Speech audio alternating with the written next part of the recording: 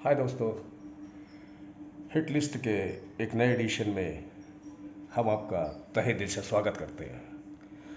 जैसा कि hit list के दरमियान मैंने कई ऐसे प्रश्नों को उठाया जो कि ज़्यादातर हिस्ट्री से संबंधित थे, लेकिन प्रतियोगी एग्ज़ाम में वो चाहे किसी भी लेवल पे हो, आईएएस, पीसीएस, सिविल सेवा को छोड़कर एसएससी हो, रेलवे हो, सीडीएस हो, बीडीओ हो, बीटीसी हो, एसआई हो और तमाम ऐसे वनडे के भी एग्ज़ाम उस स्तर के लिए ये ये एडिशन आपके लिए बहुत ही स्पेशल है। तो दोस्तों, देर न करते हुए हम टॉपिक पे आते हैं।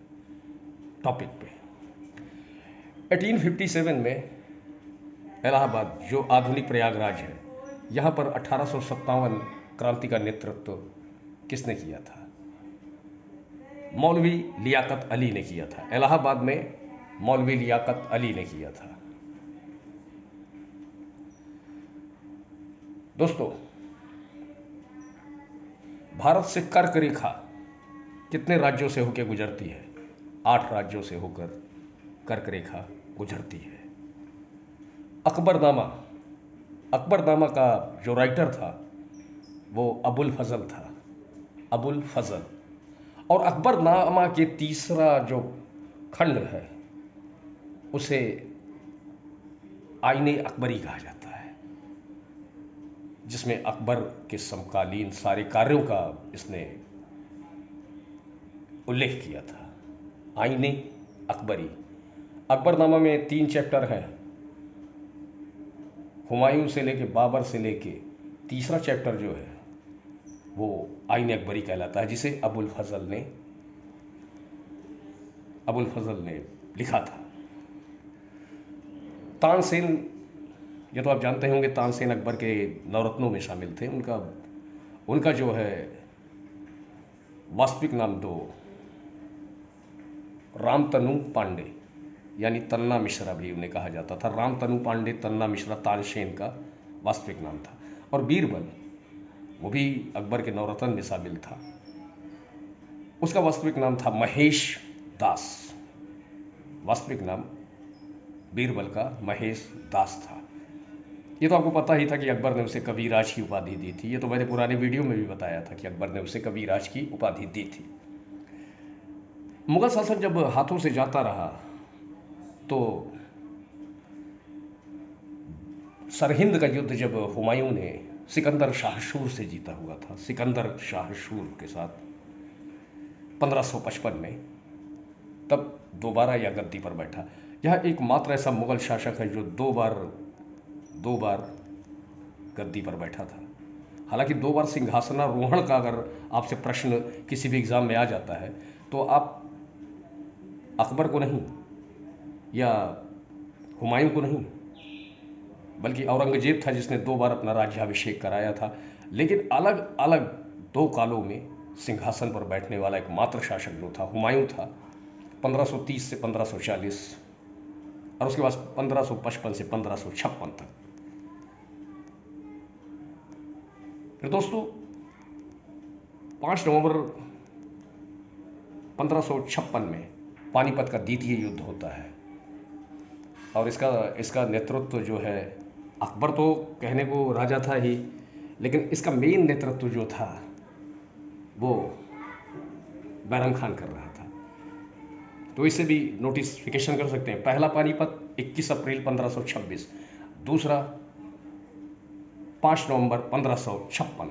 तीसरा भी, तीसरे पे भी चले चलते हैं, क्योंकि अभी हमने आपसे कहा था कि हिट लिस्ट में अभी कोई भी क्वेश्चन जो है, 14 जनवरी 1761 को सदाशिवराव भाऊ के नेतृत्व में मराठों ने 14 जनवरी 1761 को अहमद शाह अब्दाली के खिलाफ युद्ध लड़ा था, लेकिन मराठों की हार हो गई। और यही 3 युद्ध पानीपत के लड़े गए हैं जो बेहद फेमस था। एक बार फिर से इसे रिपीट करते हैं। 21 अप्रैल 1526 प्रथम पानीपत युद्ध, इब्राहिम लोदी और बाबर। दूसरा पानीपत युद्ध 5 नवंबर 1556, हेमचंद्र विक्रमादित्य और अकबर के, और तीसरा जैसा भी हमने बताया 14 जनवरी 1761 को अहमद शाह अब्दाली और मराठों, जिसका नेतृत्व सदाशिवराव भाऊ कर रहे थे। अब इसके अलावा दोस्तों कुछ और भी क्वेश्चन के पॉइंट ऑफ व्यू यहाँ पे लाए जा सकते हैं। जैसे हजरत आला की उपाधि किसने ग्रहण की? हजरत आला की उपाधि शेर शाह सूरी ने ग्रहण की थी, हजरत आला। एक इंटरेस्टिंग वाकया भी हम आपको बता सकते हैं कि 21 अप्रैल 1526 को जब पानीपत का युद्ध बाबर ने जीता था, तो उस लूट में जितने भी पैसे उसे मिले थे, उसने सारे धन को अपने सैनिकों के लिए खोल दिया था, जिससे जितनी आवश्यकता है उतनी ले जाओ। उसे कलंदर की उपाधि दी गई थी। और इसी युद्ध में बाबर ने सर्वप्रथम तुलुगमा युद्ध नीति का प्रयोग किया था, तोप खानों का भी प्रयोग किया था, और 3 तरफ से सेनाओं को, चौथी तरफ से तो खुद था, कुछ लोग तुलुगमा युद्ध नीति को कहेंगे ये क्या है, तो उसे इस तरह से सेटअप किया जाता था कि मैं इसके बारे में बताता हूं कि कुछ खाइयां जो है बना दी जाती थी, कुछ खाइयां, और उसमें घास फूस सजा दिया जाता था आगे के पोर्शन से। जब विपक्षी की सैनिक क्षमता आगे बढ़ रही है तो कहीं ना कहीं जब पैर फंस जाते थे, चाहे वो हाथी हो, चाहे घोड़ा हो, चाहे उन पे बैठे हुए पैदल सैनिक हो, और 3 तरफ से, चौथी तरफ तो खाई है, तो 3 तरफ से उसने घेर कर इस युद्ध को जीत लिया था, और इसे ऐतिहासिक युद्ध माना गया। तो तोपों का प्रयोग भी सबसे पहले इसी युद्ध में हुआ था।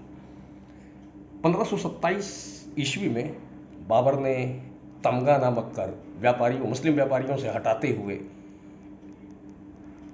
जिहाद का नारा दिया था। ये बहुत ही महत्वपूर्ण प्रश्न है, सभी महत्वपूर्ण प्रश्न है, इसमें कहीं से भी आप कोताही नहीं बरत सकते। तो उसने जिहाद का नारा भी दिया था, और तमगा नामक कर मुस्लिम व्यापारियों से हटा लिया था। 1527 खानवा राणा सांगा के विरुद्ध जो युद्ध लड़ा गया था, और इस युद्ध को जीतने के बाद उसने गाजी की उपाधि ग्रहण की। यह भी पूछा जाता है कि गाजी की उपाधि किस युद्ध में जीतने के बाद बाबर ने प्राप्त की, या गाजी की उपाधि किस शासक ने ग्रहण की थी? तो बाबर था। तो दोस्तों ये भी एक पॉइंट ऑफ व्यू है।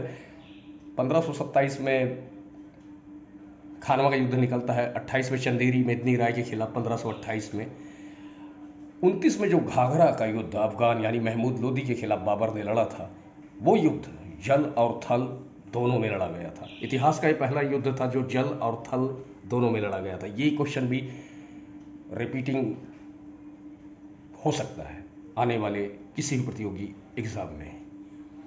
और इसके साथ साथ दोस्तों अकबर के बारे में भी कुछ बातें और कर ली जाती हैं कि अकबर ने शहनशाह नामक सोने का एक सबसे बड़ा सिक्का चलाया था। शहनशाह उसका नाम था उस सिक्के का। और इसके अलावा उसने चांदी के चौकोर सिक्कों का जो प्रचलन किया था उसे जलाली सिक्का कहा जाता था। चांदी का चौकोर सिक्का प्रचलन में किसने लाया? जलाली सिक्का अकबर ने, चौकोर सिक्का। इसने राम सीता वाली आकृतियों वाले भी सिक्के को लाया, जिसे देवनागरी लिपि में रामशीय के नाम से उत्कीर्ण करके प्रचलन में लाया गया था। और अकबर ने 1601 में, ये भी पूछा जाता है कि 1601 में अकबर ने असीरगढ़ का किला जो दक्षिण में था, सबसे आखिरी युद्ध यही लड़ा था अकबर ने। और इसी युद्ध के बाद उसने सम्राट की उपाधि ग्रहण की। सबसे पहले सम्राट की उपाधि भारतीय मुगल शासन काल में इसी ने ग्रहण की थी। अभी ये भी पूछा जाए आपसे कि बादशाह की उपाधि सबसे पहले किसने ग्रहण की? यह क्वेश्चन बहुत बार भी आया है कि बादशाह की उपाधि सबसे पहले किसने ग्रहण की थी? तो वो था जहीरुद्दीन मोहम्मद बाबर। बाबर का पूरा नाम जहीरुद्दीन मोहम्मद बाबर, उसने ग्रहण की थी। और भी कहीं हम दूर निकलते हैं, एकेश्वर वादियों का उपहार, द गिफ्ट ऑफ मोन्थेसिस, किसने रचित की थी? राजा राम मोहन राय ने, गिफ्ट ऑफ मोन्थेसिस। यानी एकेश्वरवादियों का उपहार। ब्रह्म समाज की स्थापना भी इन्होंने ही की थी 1826 में। आत्मीय सभा की भी इन्होंने ही स्थापना की थी 1815 में। ये सब क्लियर किए रहिए, कॉपी पेन लेकर, या फिर आप डाउनलोड करके वीडियो को इसे बार बार सुन सकते हैं और जहन में कंठस्थ कर सकते हैं। जहन से बड़ा कोई किताब नहीं हो सकता, कोई कॉपी नहीं हो सकती, और दिमाग से बड़ा कोई पुस्तकालय नहीं हो सकता। तो दोस्तों, इसके अलावा हम कुछ और चीज़ों पे भी बात करते हैं कि बाबर ने शाहरुख खान का नाम नहीं कि वो बड़ा हीरो है, शाहरुख नामक सिक्का भी चलाया था बाबर ने। ये भी एक इम्पोर्टेंट प्रश्न है कि शाहरुख नामक सिक्का किसने चलाया था। शाहरुख नामक सिक्का इसी ने चलाया था। और दोस्तों, कुछ चीज़ों पर और अगर फोकस डालते हैं तो हम आपको कुछ पॉइंट ऑफ व्यू ऐसे भी देते हैं। आप सोचेंगे कि ज़्यादातर हिस्ट्री से ज़्यादातर क्वेश्चन आते भी हैं। अब जैसे कि एक चीज़ और भी कि जो 8 ग्रह हैं वो क्रम से अगर लगाने को कहा जाए आपसे, तो वही देखिए, बुध, शुक्र, पृथ्वी, मंगल, बृहस्पति, शनि, अरुण, वरुण। इसे भी नोट कर लीजिए कि ये जो क्रम से जो दूरियां हैं सूर्य से, वो, और 88 दिन में सबसे कम समय में सूर्य का चक्कर बुध ही लगाता है। ये भी पॉइंट ऑफ व्यू आप नोट कर सकते हैं। सूर्य क्या है? सूर्य एक तारा है। यह प्रश्न भी आता है, देखने में बड़ा सिंपल लग रहा है कि सूर्य एक ग्रह है, उपग्रह है, या ऐसा मतलब ऑप्शन दिया जाता है, लेकिन सूर्य एक तारा है। और दोस्तों, अन्य चीज़ों पर भी चलते हैं। हमने अगले एपिसोड में ये भी बताया था कि अकबर के बारे में हम आपको कुछ और भी विशेष जानकारियां दे सकते हैं, और दे रहे हैं। 18 जून 1576 में हल्दी घाटी का युद्ध भी अकबर ने लड़ा था मेवाड़ सिसोदिया वंश महाराणा प्रताप से, जिसमें वह जीता हारा, इसमें मतलब मतभेद है, लेकिन वह भारी जरूर पड़ा था। इसमें अकबर का सेनापति कौन था? अकबर का सेनापति मान सिंह था। और इंटरेस्टिंग फैक्ट ये देखिए कि महाराणा प्रताप का सेनापति मुस्लिम था, हकीम खान सूर। तो ऐसी कई चीज़ें आपके जहन में आती है, कभी उतर जाती है। और एक चीज़ और कि गुरु रामदास जो चौथे गुरु सिख संप्रदाय के थे, उन्हें 500 बीघा जमीन अमृतसर मंदिर के लिए अकबर ने अनुदान दिया था। यह भी एक बहुत ही इम्पोर्टेंट प्रश्न है।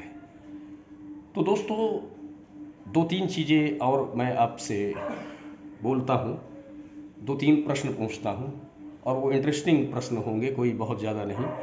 कि भारत की सबसे पहली बोलती फिल्म कौन थी?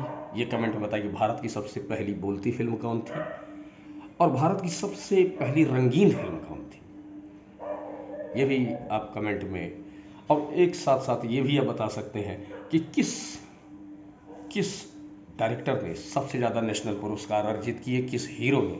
इसका जवाब आपको मैं अगले वीडियो में दूंगा, लेकिन तब तक मिलते हैं बाद में।